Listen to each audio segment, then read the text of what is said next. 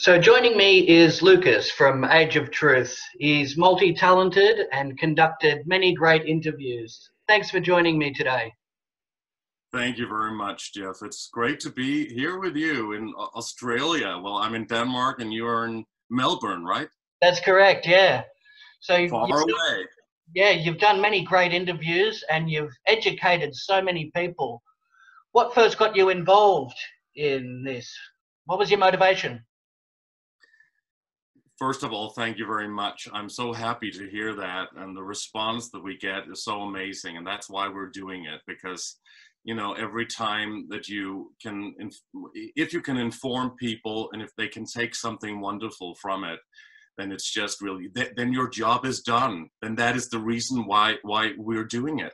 And I'm just very fortunate that being an alternative media like Age of Truth TV, I'm so fortunate that we have a very good team, which is why we do, you know, pretty high quality productions. And that could be on television, at least our table talks.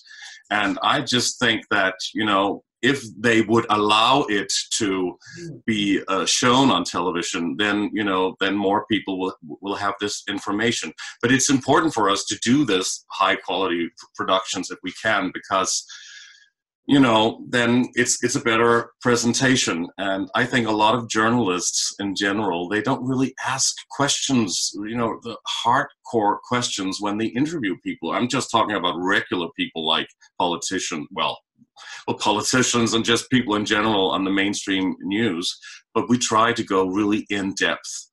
And I've been doing it for a long time with a different team. You know, we started in 2011, and it was by accident, really, because I had been interviewing other people's celebrities, movers and shakers, and just regular people about their life story. And then I had begun my own journey years before that. I think it started in 2006, where, you know, I always had the feeling that I've always been questioning everything in life ever since I was a child. And I just knew that the world was different. It was not the way we've been told. It is not how, you know, the mainstream media is telling us, the educational system, everything. We go through this mind control programming, I guess, since we land here on Earth. And I always felt different. I always was different. I guess a lot of people will say that. I guess you will say that as well. And certainly a lot of people in the truth movement, we can call it that. There are many factions. There's the UFO area, and there's conspiracy and vaccines, and you name it, all the different areas of interest. But I think all of it, you cannot take one out of it. You have to go in depth and study all of it, really, you know, because it's a big puzzle and all the different pieces fit together. So when I started my own journey, really thinking, wow, there must be more to this world. I experienced it because I'm a singer and I'm an actor, and I always met some very fascinating and interesting people, and some of those people told me some things about what was going on. So I started to study that. Really? Can this be true? Are things like that? Is it happening? Wow, that was a discovery. And then I went through that whole thing of disbelief and anger, and my God, we have to do things. You know, we have to enlighten people. And even back then, 2006, 2007, people were not as aware like how they are today. And we didn't have a lot of those alternative media information channels at that time. The internet was still pretty new. I mean, at least in terms of all of this, people were not doing their own podcasts or their own videos. And so somebody who knew that I had been studying these things said to me, well, you're interviewing people, and somebody who is like an icon already talking about these things are coming to Denmark, where I live. Yes. So they said, would you want to conduct an interview with him? And that was David Icke. So Wow. that was actually the very first interview I did. I've done many interviews, but not about this. So you know, it's always a choice when you start doing that, because it can jeopardize things, and you have to really think about, do you want to go into this field? What's at stake? But we're talking about the truth. We are talking about trying to spread awareness, you know, raise the vibration, trying to enlighten people to, you know, people are allowed to ask questions. They're allowed to question everything, and with good reason, because the world is, you know, a very strange place, really. Exactly right. And that's a fascinating insight into your awakening and how the show got established. It's definitely worthy of being broadcasted on television. More people need to know about some of the secrets that need to really be brought to light. And you see mainstream media, they're pushing their own agenda and they seem fixated on pushing a false narrative instead of giving the information out to the people who so rightfully deserve it. We need more independent media platforms, such as Age of Truth, doing this. It's remarkable work. And, you know, we see the horror that's taking place at the moment. We have the Epstein situation. Child trafficking is happening at an industrial level. What's your take on that, Lucas? It's absolutely horrible. Mm. That's my take on it. It's Yeah. outrageous. I mean, it's not a shock to me anymore because I've been studying this for so long. But if Yes. people hear this for the first time, my God, that's an eye opener. And I understand why they will, you know, why a lot of people won't believe it. You know, if you are in this illusion, thinking that the world is the way that you see it, when you open the window, you look out, that's all you see. When you meet people, you hear the official narrative about everything. Well, I understand why a lot of people believe that. But my God, we are allowed to ask questions. Come on, we can do it. And it's okay to ask questions. Also without a fight. We don't have to fight always. There's a lot of people who are a little bit aggressive, wanting to, you know, throw stones, literally and also just verbally. Yes. And that's not my style. I like to do it with dignity, with good presentation if possible, and with, you know, being a little bit sophisticated about it, because I think that can reach a lot of people. I'm all for those people who shout the truth and do all of that. I know a lot of them. Some of them are close personal friends, and I think it's also a great way. It's just good that we have different ways also within the alternative media, I think. Absolutely, and I believe that's what comes across too, being very polite and courteous and very sincere, trying to get to the truth. And that's what people so desperately want. And it gives you credibility when you present it that way. So you should be very proud of that. Independent media, it really stands up, and a lot of people are being hit with censorship and demonetization for telling the truth, where they should be praised, not punished. That's what's happening, isn't it? It's definitely happening. All the time it is happening. And that is our only source of income, to have these ads before and sometimes during the show. And very often our videos get demonetized by YouTube, and we always have a fight sometimes with them, you know, trying to say, come on, how about this? Why are we not allowed to talk about it? It's an open forum. And what is also very important to say, which is what we always do, and I really appreciate when people in general do that, if they have an information platform, that is to invite a lot of different guests with different views and different takes on the situation, because some people seem to only maybe go in one direction. I think it's important that we hear all of the different aspects and perspectives on the situation in the world, and also in the UFO field, which is also interesting. You know, a lot of people are fighting each other a little bit, and I don't think that's a good way. Because what is the truth? What they said on the X-Files is the great line, you know, the truth is out there, and I really do believe it is. But here, I mean, do you think there's only one truth, or do you think there are many different versions of the truth? That is a very fascinating thing for me, doing the interviews with different people, because people, three different researchers can be, agree on 80% maybe, and then something is different. And they think, no, that's not, the rings of Saturn is not holding us captured by their beams, beaming this frequency. And then some people say, oh, there's no problem, it's not that, there's another grid, it's a different one. What do you believe? So I think you have to always use your intuition. You have to always think about what you feel, what is right for you. You have to have an unended, probably, a never-ending open mind. And be open to everything, and yet be discerning and use discernment and be skeptical. That's the reason you can ask skeptical questions also, even though you believe in all of it. You're open to believe all of it. Yeah. I'm open to believe practically anything also because I've been studying so much. So all of this, and then at one point you say, okay, there is something to it. We're not alone in the universe. There are other civilizations, and what is going on behind the scenes?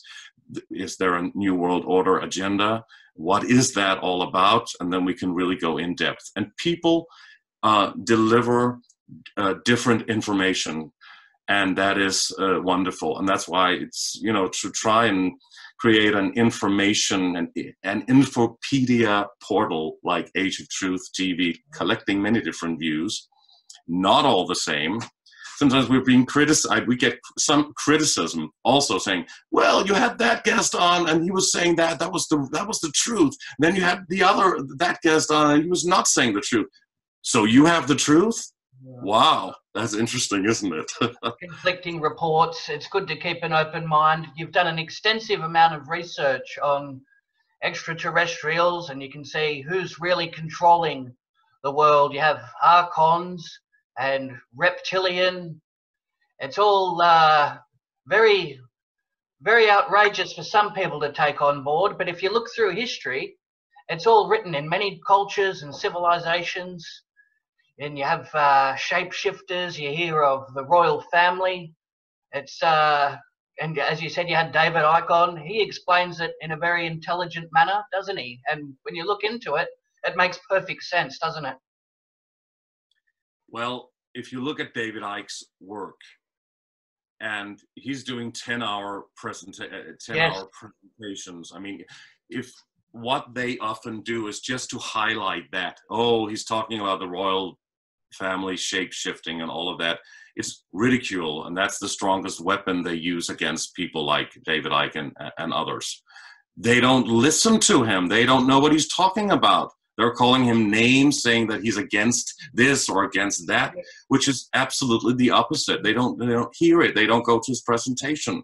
They don't know what he's really talking about. He's putting all the puzzle pieces together. He's doing it in a very informative, intelligent, and witty way. He's a good presenter, and he's connecting all the dots. And I think it is fair to say that at least perhaps 80% or 85% of what he's saying is something that you can research. You can do your research and say, this is the truth. Maybe there is 15 or 20%. How do we know if there are shapeshifters? How do we know if the royal family? I mean, I don't know that. I haven't seen it, but the way he's connecting the dots and talking about it, talk about a holographic projection. We are a sophisticated hologram, and atoms have no solidity, so therefore nothing is solid.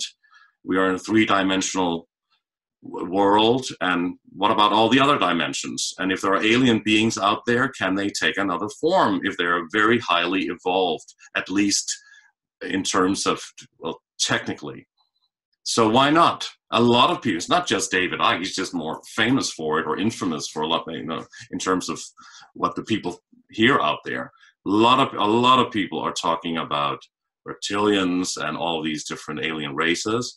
And a Yes. lot of them are also talking about shapeshifters. I mean, also it's something, and some people talk about they can project an image into your mind through their very skilled way of using mind control so that you think you will see something else. But in reality, it could be these alien beings, And you there's a know. wealth of information out there, and all, like you said, different species. There's Nordic, there's tall whites, small greys, Andromedan.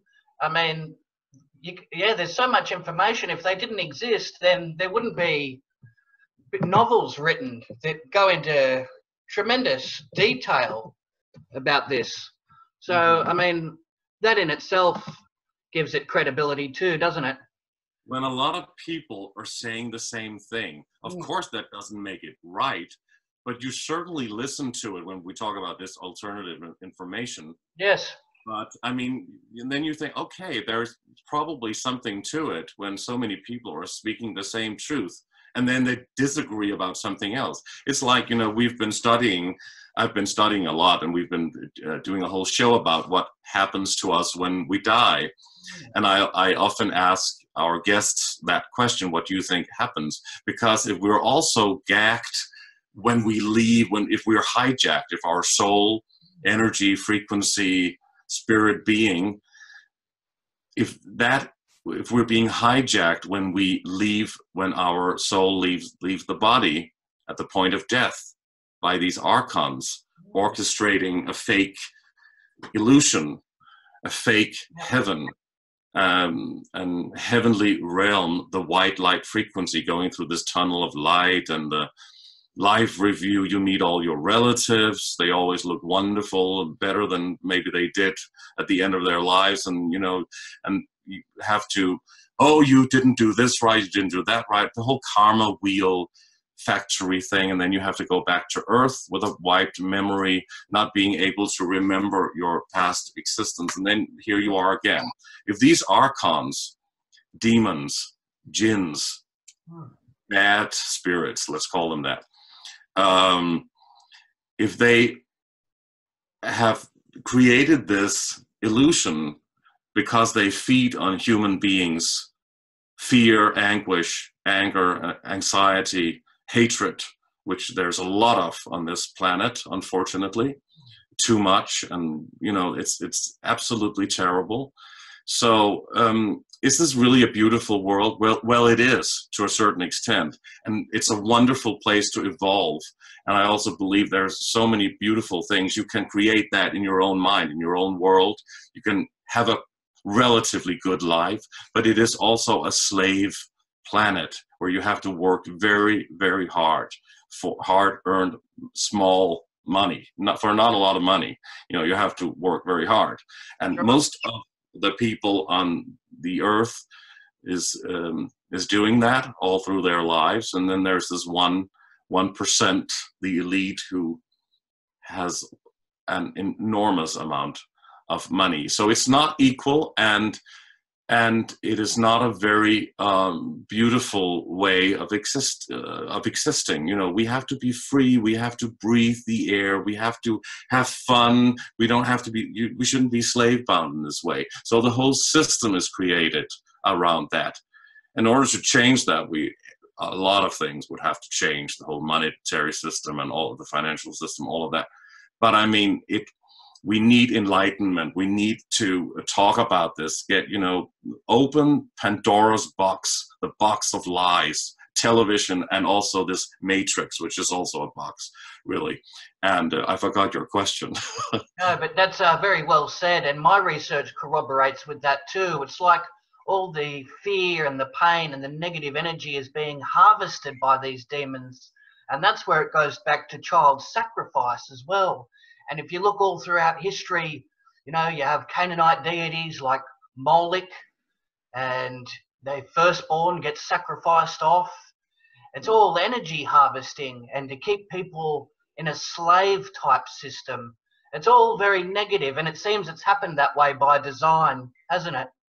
It seems to be happening by design, and it's terrible, and you can say no.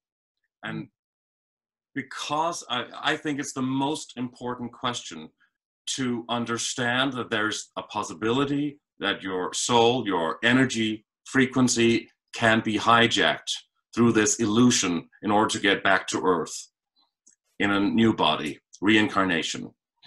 And if you can choose, well, you can choose. That's what I feel you can.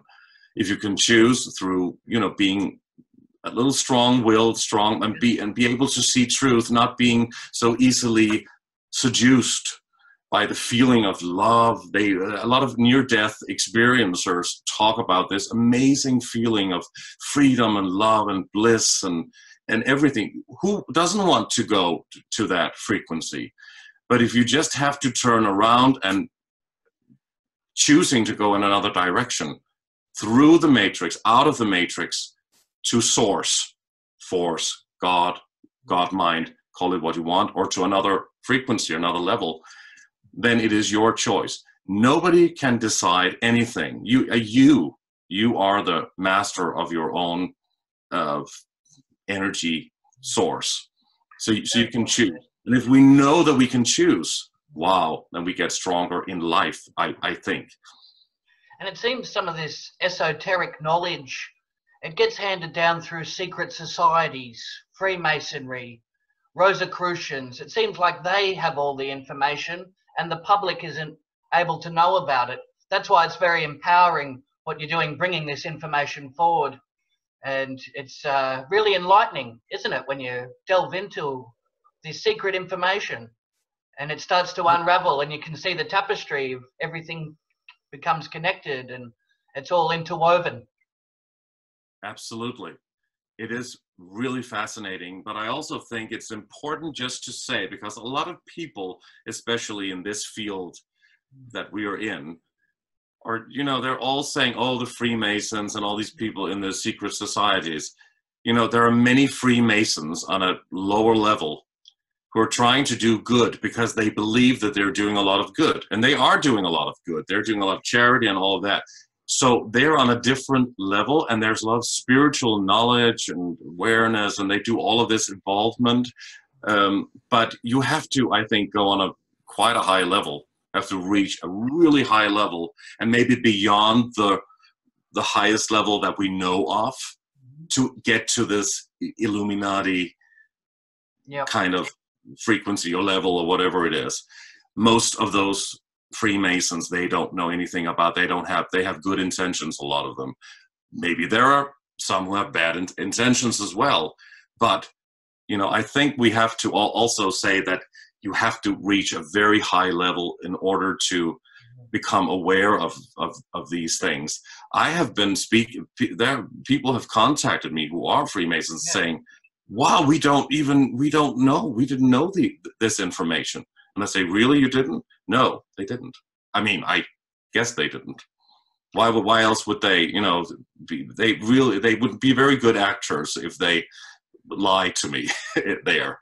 They seem to be genuine. I believe that's the case too. It's when they reach like above the 30th degree, some of the Luciferian teachings start to come into play. And you yourself being a musician, we're being bombarded with the symbology and the satanic agenda. We see pentagrams, pyramids with capstones removed, all seeing eyes. It's all in the music videos, isn't it?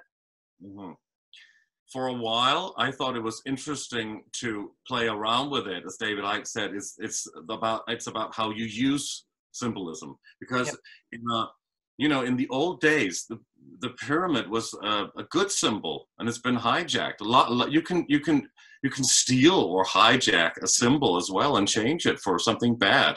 It's about the intention you put into it. And I thought about, you know, if you could play around with it a little bit in order for people to ask questions, to try and do their research. What is this all about? And then suddenly, you know, you say, oh, wow, maybe a lot of people are doing that in the music business, but obviously when you reach the level of really being a very, very, very popular world star, then it's another ball game. And I guess, you know, what we see in a lot of those videos and by these artists, it's quite surprising, it's mind-blowing, and a lot of people don't see it, and it's just right in front of you.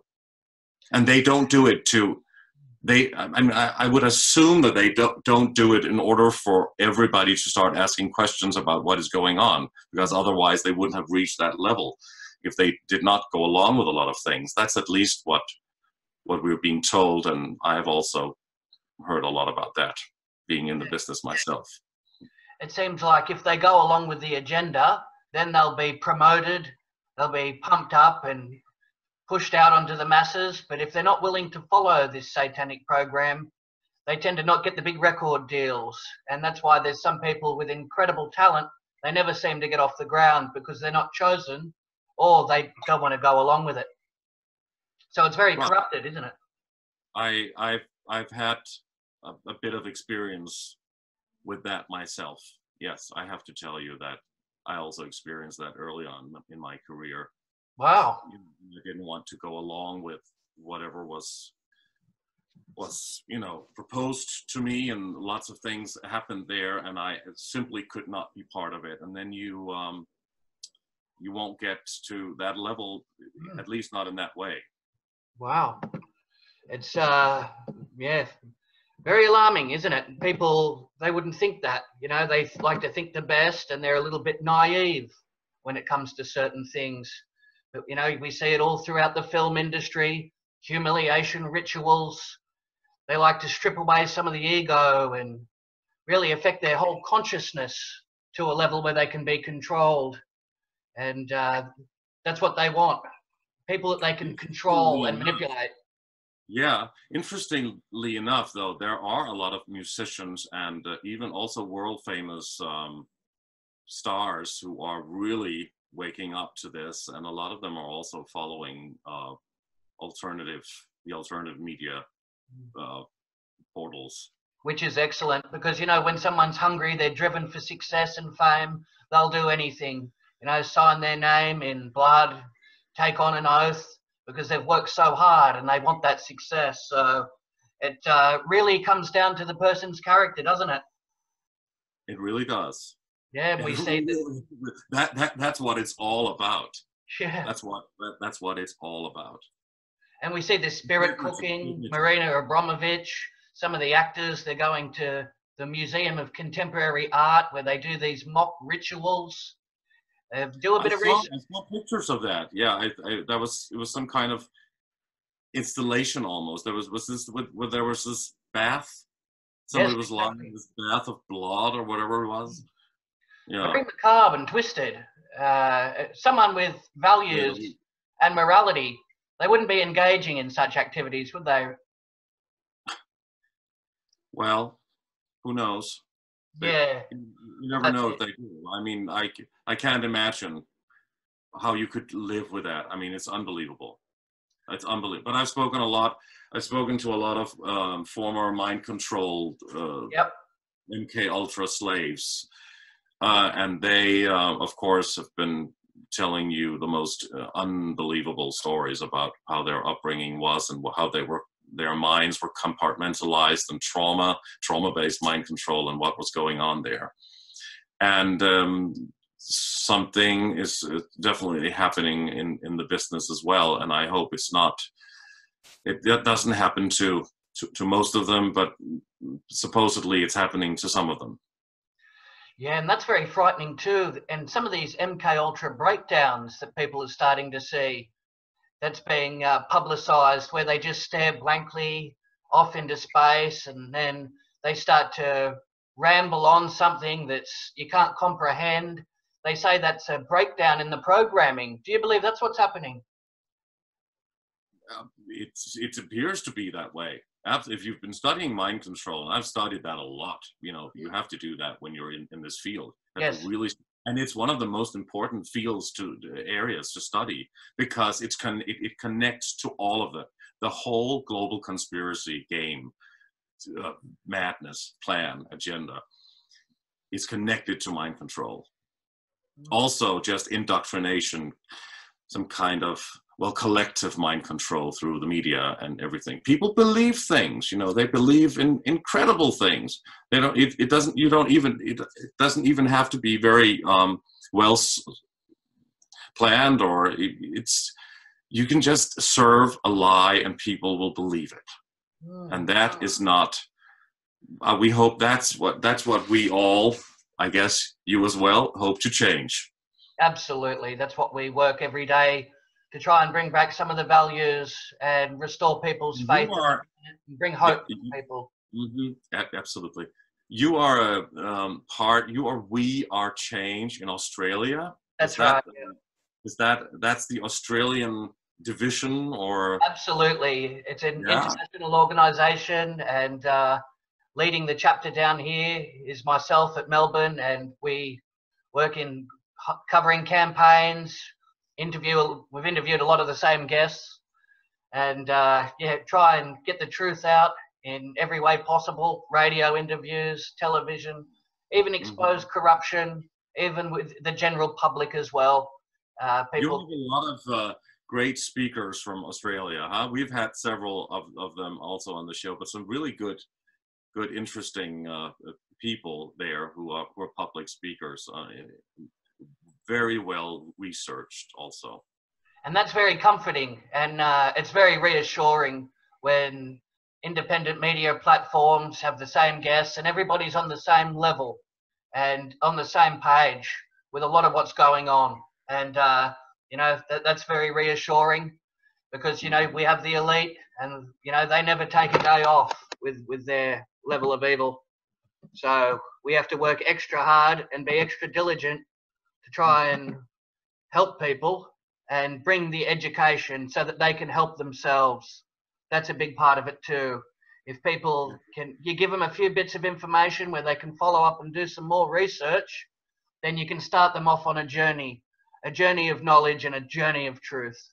And that's what we're both doing. And I'm very proud to have you on the show. And it's a very powerful thing to do, isn't it? To bring that information to the people. It is, absolutely. Yes, absolutely. It's important. And once you've taken that step, there's a line that's, once you've chosen the path of enlightenment, you cannot really go back. Yeah. And I guess that is so. It's a choice, or I don't know.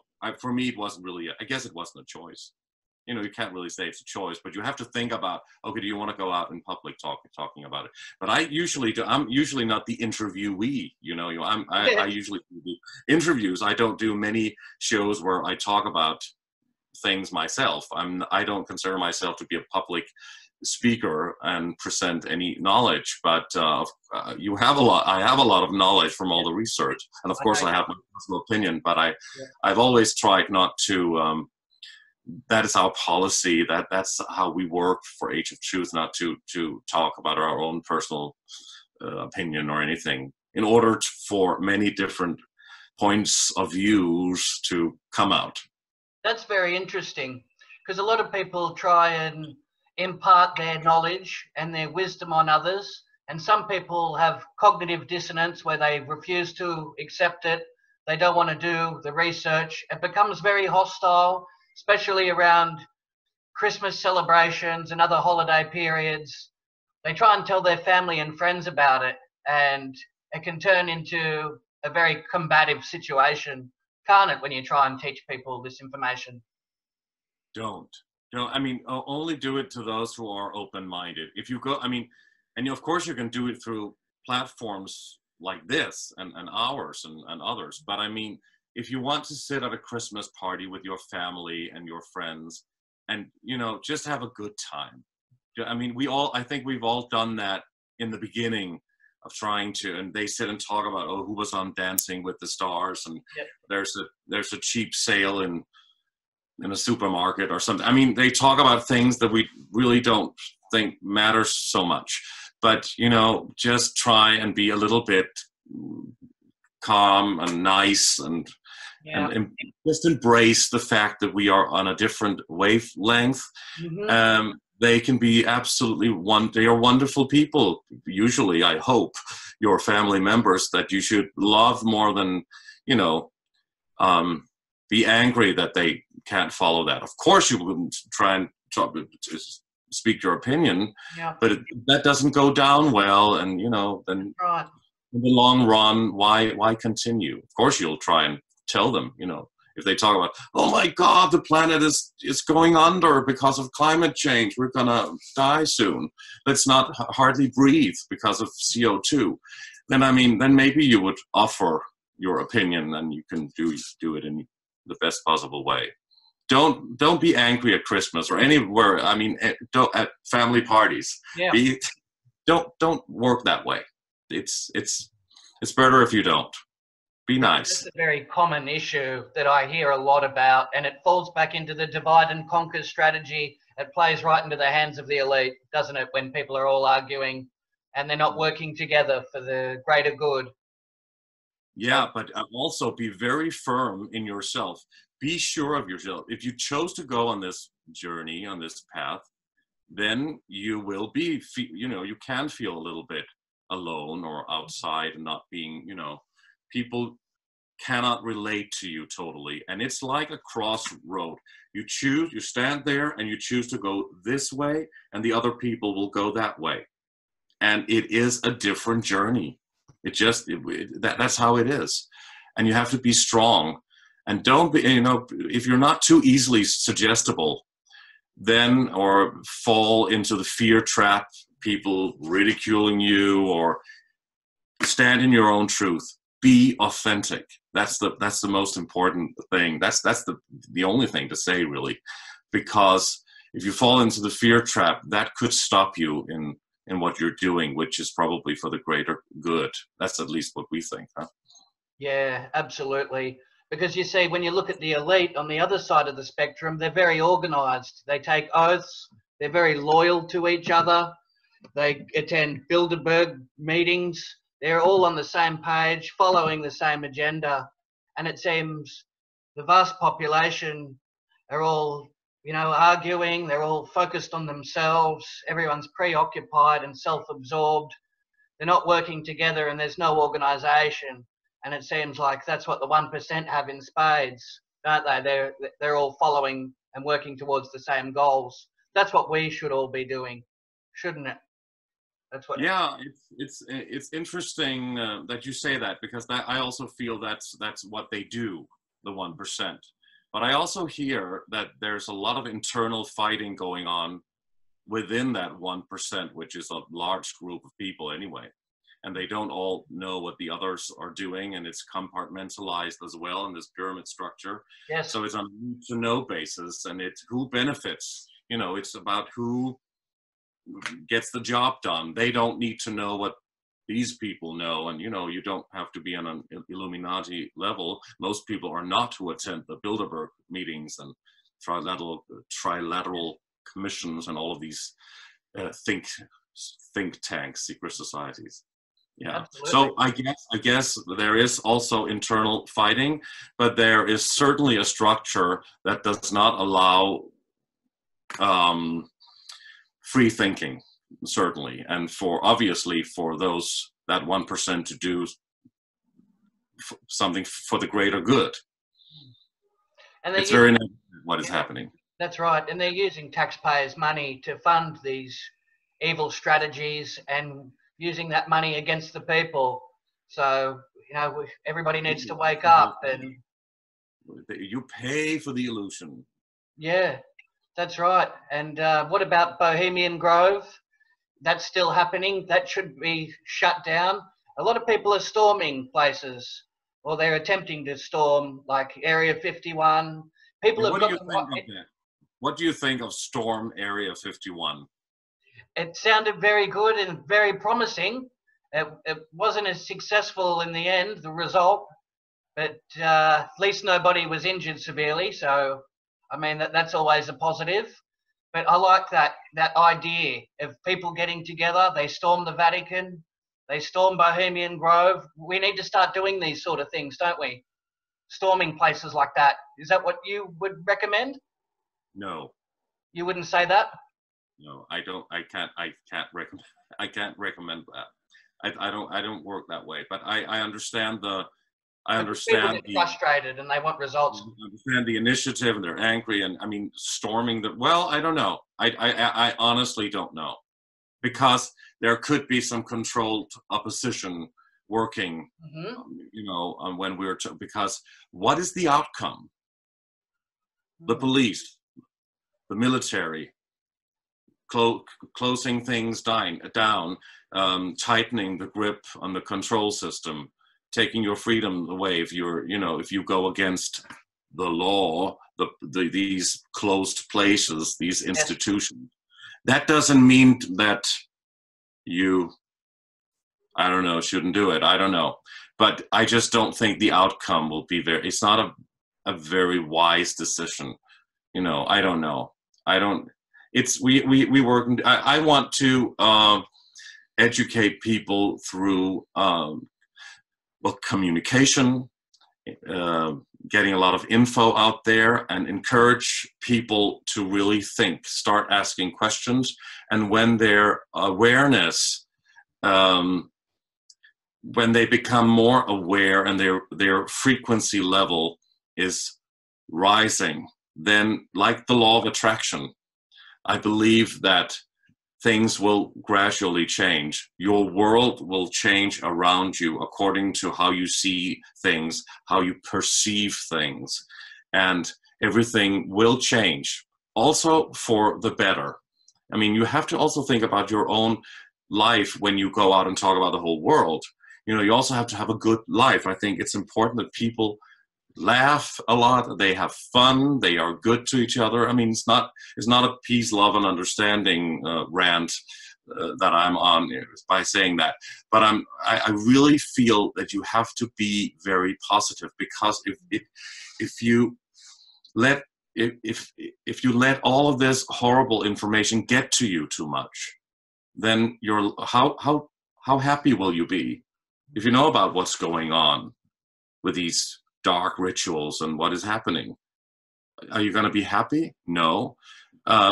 You're not supposed to be happy about that, but do enjoy as much as you can in your own life as well. That's a very admirable approach, and to live with love in your heart, peace, happiness, all the good emotions. That way you raise your body's vibrations up to a higher level, rather than live in those lower frequencies, the anger, the hatred. You want revenge. People are hostile, frustration. That's all negative emotions, isn't it, If you send that out, you'll receive it back. Yes, very important. Because as you said, there could be controlled opposition, COINTELPRO, they want to stir people up just so they can do the old order out of chaos strategy. Exactly, order out of chaos, problem, reaction, solution. They orchestrated a lot of these revolutions in the Middle East and stuff like that. So, I mean, why, now that the truth movement has become so big in a way, you know, a lot of people are really waking up to these things. That's why they probably also created the term fake news, in order to point the finger at the alternative media, and, you know, saying, oh, it's fake news, and then that's being ridiculed. You know, there's a lot of, then they try to work on this field as well, and within these circles, and there's, my God, there's way too much internal fighting in the truth movement also. Yeah. You know? I mean, why do they fight over whether the planes were holograms, you know, at 9/11, or if they were real, or if they were drones? I mean, I understand you want to get to every piece, but why not all of them? All of the possibilities are there. They all agree on the fact that it very well, probably, of course, wasn't who they said it was, the Al-Qaeda. That's right. And I'd like to think that most truthers would know better than to create infighting or disagreements or discrepancies, because we're all supposed to be on the same team. And that plays directly into the enemy's hands when you start infighting and arguing and disagreements. That's not constructive, is it? It's not constructive. That's the word. It's not constructive. Absolutely. So hopefully I think that'll change in time, and people will see eye to eye, and we can start getting results and working with unity and a team effort as well. You know, because I've seen a lot of it, people arguing over different facts when the overall picture, everyone's right. They know what's going on, but they want to argue about tiny details instead of looking at the big picture. It's not, the whole picture is basically the same, you know? Yeah. Let's not, don't fight about those details, really. That's right. Present your truth, and if you speak your truth, then present it. And if you don't agree with this person, I don't agree with this, but this is how I see it, or this is how I know it. It's always interesting when people know things, because what is knowing, really, isn't it? What is knowing? If you've experienced it, okay, but you can't always provide evidence to what you've seen and what you've witnessed. You know, if you've seen a UFO, I've had my own UFO experience, and I don't have a picture of it. That's exceptional, isn't it? More people are starting to have sightings, and when everybody starts stepping forward and giving their testimonials, then it brings more sincerity, more credence to the whole subject matter, and people won't be so quick to dismiss it if people are brave enough and have the courage to step forward and explain what they've seen. Yeah. We've had numerous UFO abductees on the show, and people giving their explanations of what they've seen, and they come across very genuine, very well spoken. Absolutely. I also get that. Sometimes maybe you don't really know if they're telling the truth. I mean, some people, but mostly I think, you know, most people are speaking their truth. You know, that's how it is. But I mean, you don't know totally, but you know, if you use your intuition and your gut feeling, which is what it all comes down to, then I always think that people are speaking their truth. And not a lot of people look up at the skies, especially late at night on a clear night. You know, they're all inside watching TV. If more people were outside stargazing, there'd be much more sightings that people would be hearing about. And also if you get away from the city lights, yes, you have more, of course, a better possibility to see it. I was just happy that I saw it with my family and with my mother. I've only had one major experience of 7 very, very bright, shiny lights, the same distance to each other, and they were there going across the night sky, and then suddenly they disappeared. But I'm open to the possibility. I always ask my guests also, could this be military? If they have very evolved technology, could it be? But personally, I think it was what I thought I saw. What I saw, these objects. Certainly, there were unidentified flying objects. That's all I can say. So they were UFOs. I don't know if there were alien beings inside. It's remarkable. And have there been many people in Denmark stepping forward with similar sightings and similar stories? I've never stepped forward actually about that. I just saw I mean, I've talked to people about it, but it's not like, wow, it was an experience. You know, I asked my mother, who drove the car, please stop the car. Let's get out of the car. And her husband, my stepfather, was there, and we all saw it. And it was very interesting because he especially were not open-minded to all of that. He had never seen anything like that, and he didn't believe in any of that. So that was interesting. Yeah, it's always good. Yeah, that's really fascinating, and it's unforgettable, isn't it, when you see something like that? I believe there's a lot of entities and a lot of these creatures in secret military bases underground, like Dulce and other areas where they have a top secret security clearance, and they do all types of genetic research, and they're creating human animal hybrids. It's all really ghastly research. Have you done much study into that? Yes. Yeah. And what's your take on it? Well, my take is that they talk about different levels.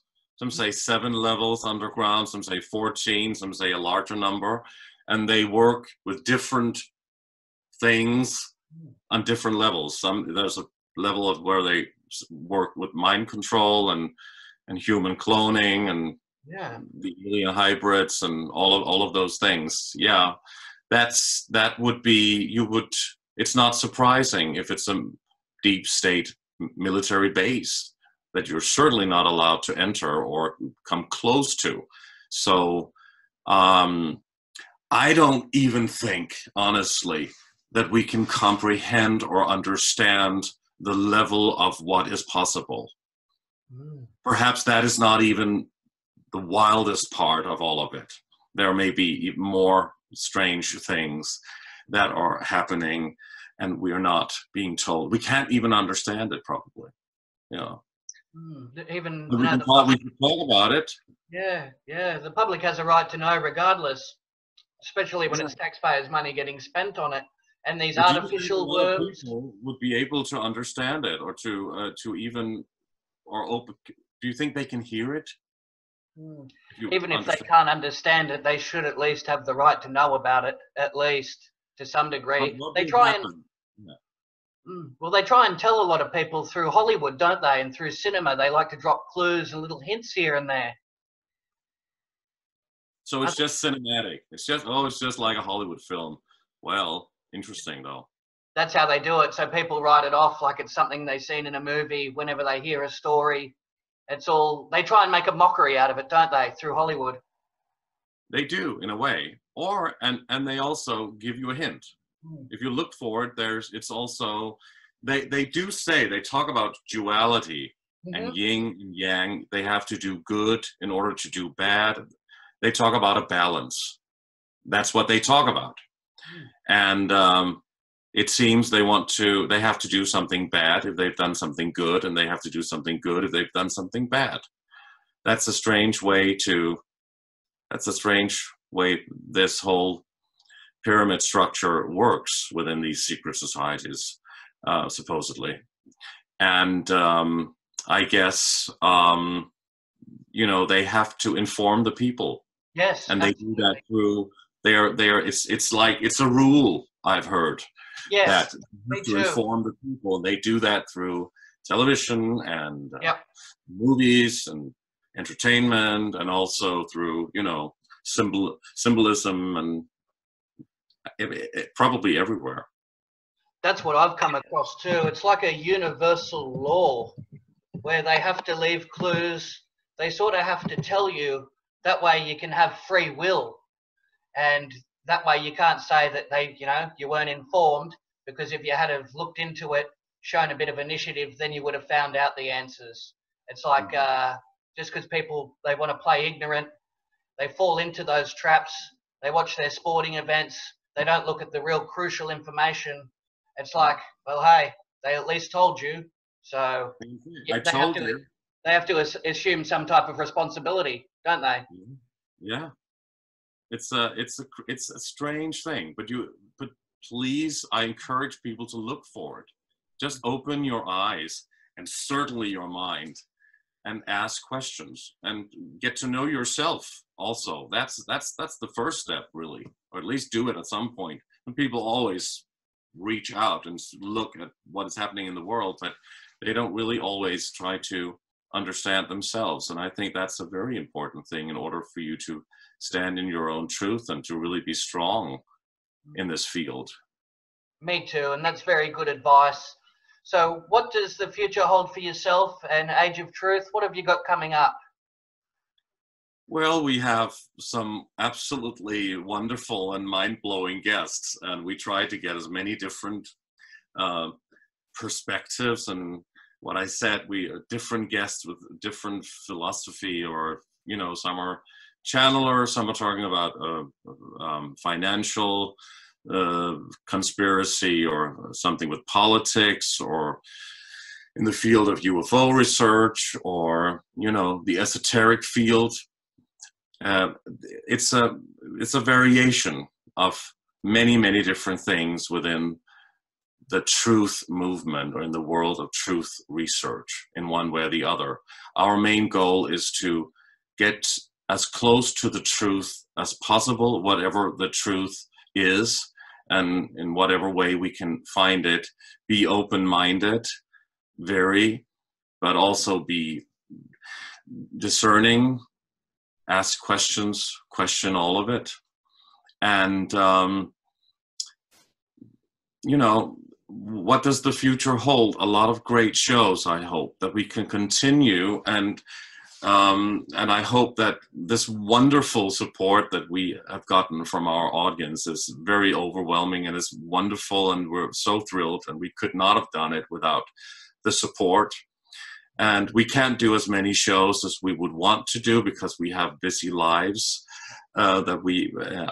I'm a performer and actor, singer, producer, and the rest of the team is doing a lot of work also. So we cannot do it more full-time than we do. We can't afford that. But with the support and donations we also get, and when the videos are not demonetized, then, you know, there's a little good then we can do it a little more. But of course, I wish that we could do it even more than we are doing it. I mean, it would be wonderful if we could do it at least a few times a week. What you're doing is very impressive. Keep up the exceptional work, Lucas. Age of Truth is a wonderful channel. I highly recommend it, and I'll put links into the description for people to follow up and watch those videos. I look forward to watching them too. Thanks for coming on the show.